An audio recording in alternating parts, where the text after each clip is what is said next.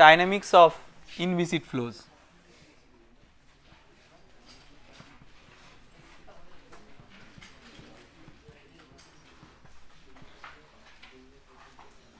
In the last chapter we were discussing about the kinematics. So, we were not discussing about the forcing parameters which are involved to influence the flow.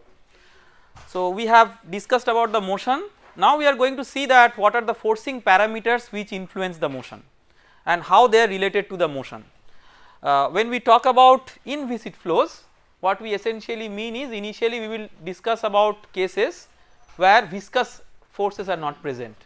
So, it is a simplified situation of the reality, but at the same time it will provide us with a lot of important insight which we will use later on when we will be discussing about the dynamics of viscous flows.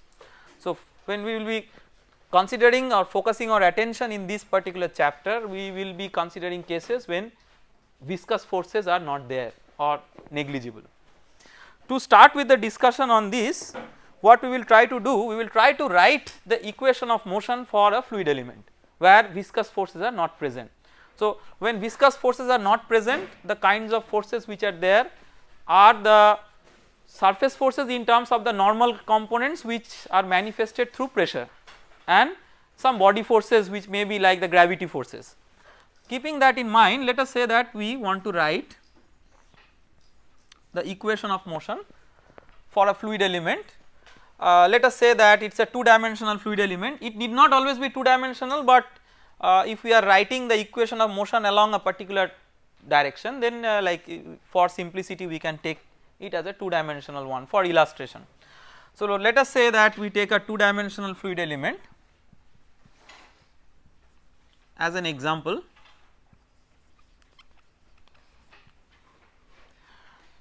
Fundamentally it is always 3-dimensional, so the third dimension you may consider as 1 or some uniform third dimension.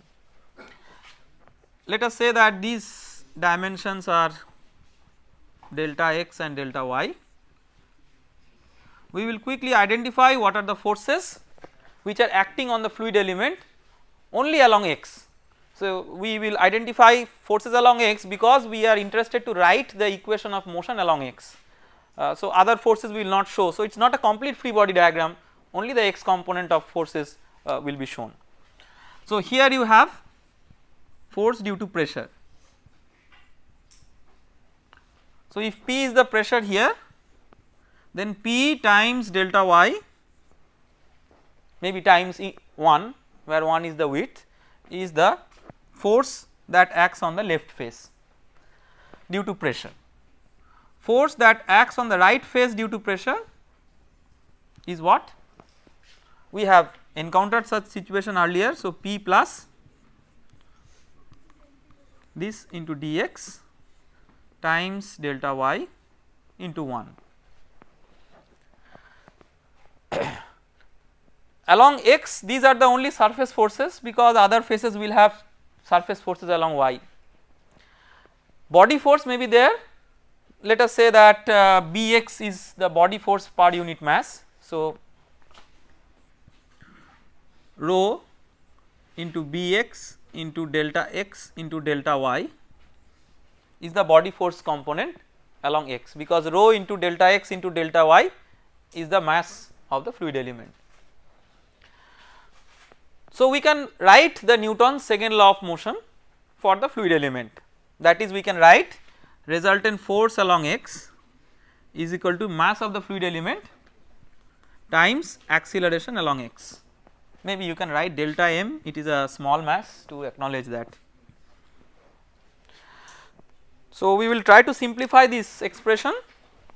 Resultant force along x is P into delta y minus P plus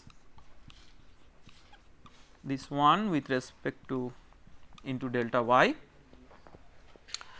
this thing, then plus rho Bx delta x delta y is equal to the mass of the fluid element is what?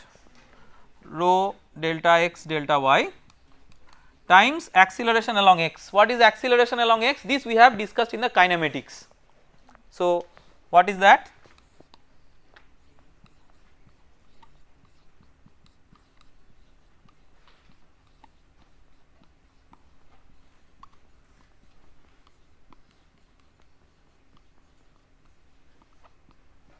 this is the acceleration along x, this we have derived in the kinematics.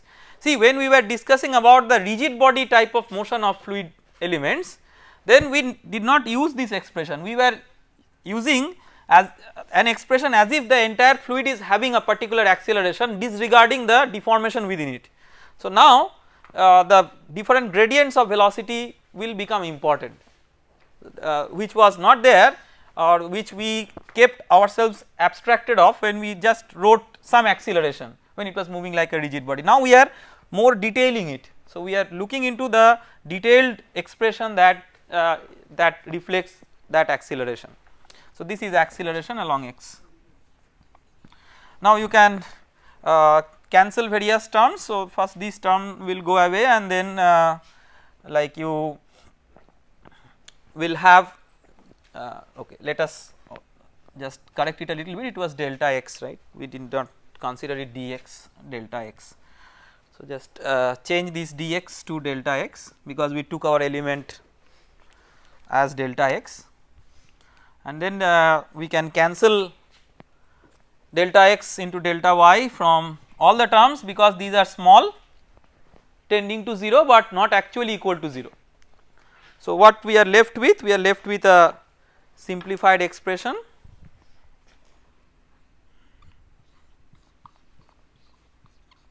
plus rho bx is equal to rho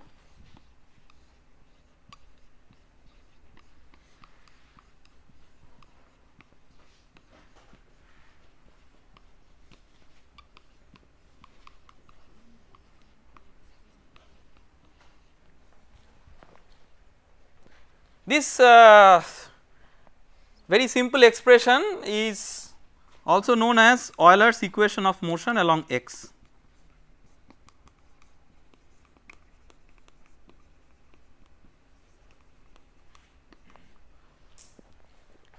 Similar expressions we can write for the motion along y and z. We are not repeating it because it is very trivial. Now, what does this equation of motion contain? If you look into it, it is fundamentally like Newton's second law of motion, where viscous forces are not considered. So, this right hand side is something like the mass into acceleration, left hand side is the force effect of the force which is acting. So, one force is because of the pressure gradient and another force is because of the body force. So, these two forces are considered.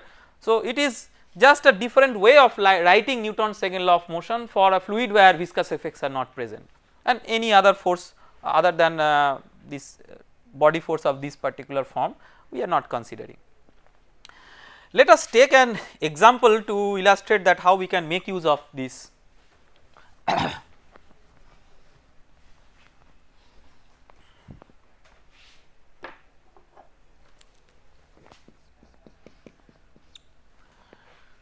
The example is like this. Let us say that you have a velocity field v given by say ax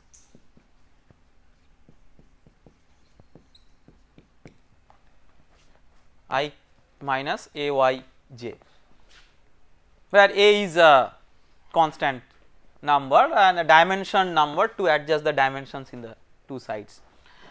We are interested to find out what is the difference between pressure at 2 points given by x1 comma y1 and x2 comma y2. It is given that g, that is the acceleration due to gravity, acts along negative z direction.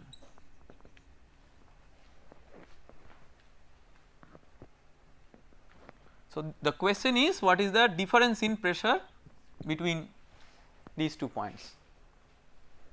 Okay. The problem is very simple, but it will at least give us some idea of how to make use of this expression. A and B are not functions of time. So, it is a steady flow field. Let us write this equation say along x for this one. So if we want to write this Euler's equation along x, so we have minus of partial derivative of pressure with respect to x plus what is Bx, there is no x component of body force, body force only acts along negative z. So this plus 0 is equal to rho. Velocity field is not a function of time here, a is a time independent constant that is given. So the time derivative will be 0. Then so what is u and v here, this is u and this is v, okay, with the minus sign of course, includes the minus sign. So rho, so u is ax into a, that is this term. The other terms are not there because u does not have any dependence on y and z, so the other terms are not there. So this is the equation of motion along x. What will be the equation of motion along y? Just it will be similar to this, there is no body force along y, and rho right hand side, what is going to happen, this u is only going to be replaced with v. So the term that will remain relevant is only v into partial derivative of v with respect to y, okay. So it is minus ay into minus a. Let us consider the z component. Now you have a body force along z. So what is that?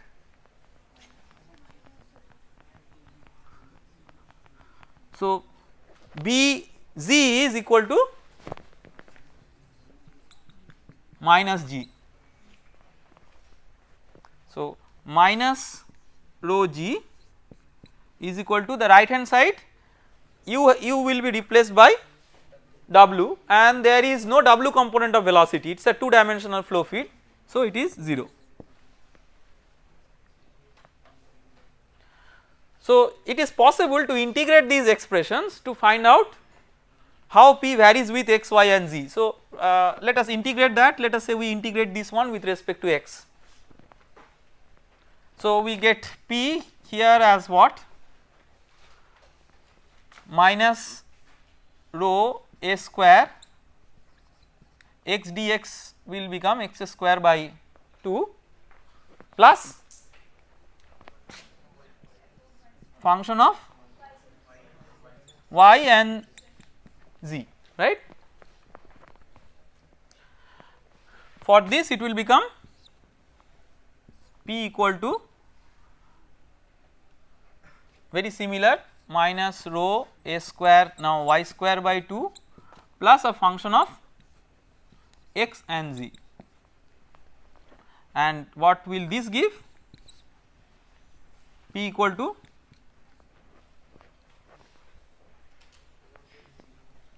minus rho g z plus a function of x and y. All these three expressions are representing the same pressure field. So we can compare these to get these three functions. So let us compare these and get the three functions. If you compare, what functions you get? What is f1? f1 is a function of y and z. So minus rho a square y square by 2, then minus rho g z, this is f1. f2 function of x and z, so minus rho a square x square by 2 minus rho g z, and f3 minus rho a square x square by 2 minus rho a square y square by 2. Okay. So, the expression for pressure becomes minus rho a square x square by 2 minus rho a square y square by 2 minus rho g z, right. So, this you can write minus half rho a square x square plus a square y square is u square plus v square. So, that is the square of the resultant velocity. So, let us say capital V square minus rho g z, that means p plus half rho v square plus rho g z equal to 0. Now, when we write this, there is a lack of generality here. What is the lack of generality? When we considered this f1, f2, f3, we did not consider a constant. So, fundamentally we should also have a constant there, where that constant may be eliminated depending on a choice of a reference frame, but that is not done a priori, that is after you get the general expression, then only that is possible. So, a very important thing here is that each of these should be augmented with a constant. So, what it means is that this plus c will be there. So, this will become, in place of 0, it will become some constant.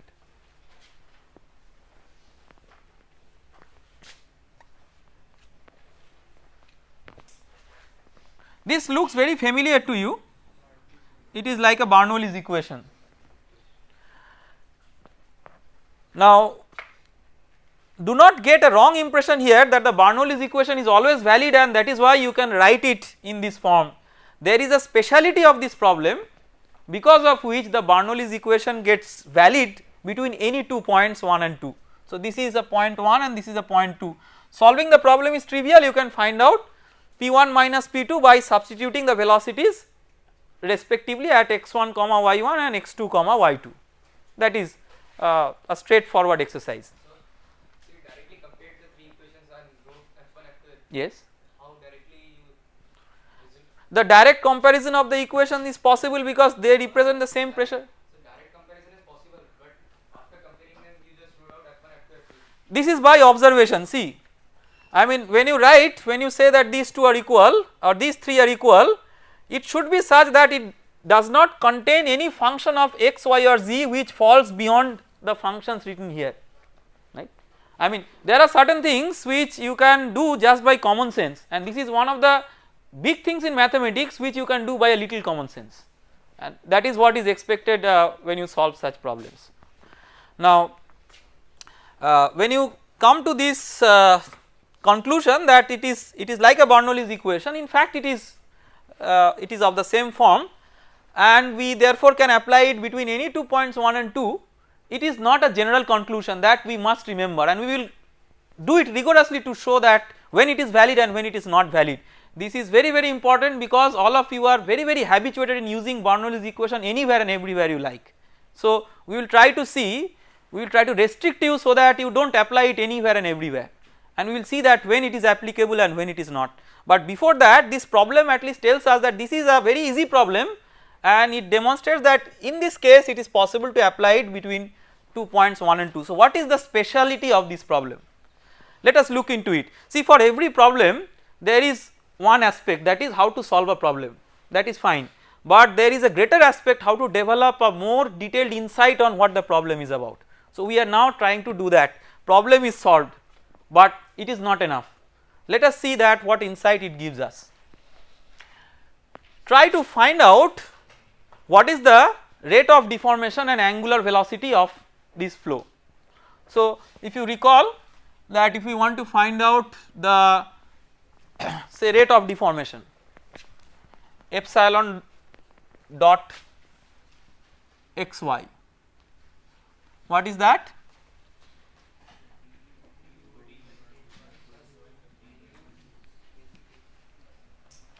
So in this case what is the value of this?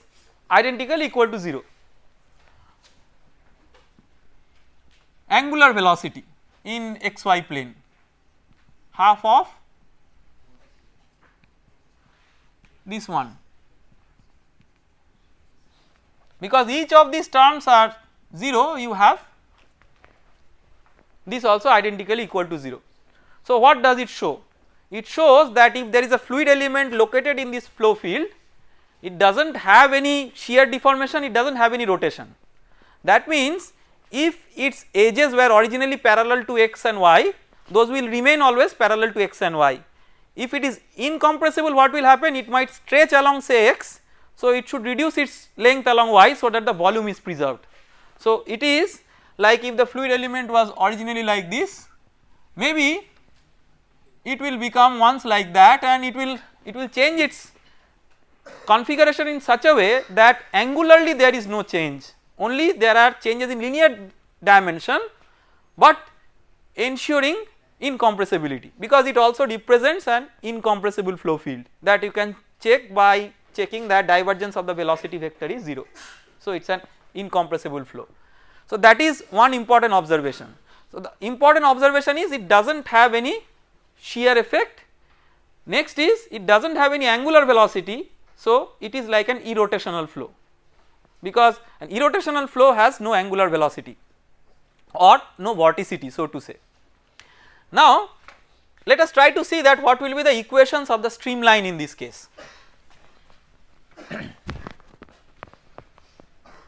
So we are interested to find out the equations of the streamline. It will give us even a deeper insight and we will relate it to one of the movies that we saw in our previous lecture. So if you write the equation of the streamline, it is dx by u is equal to dy by v, right. This is the equation of the streamline.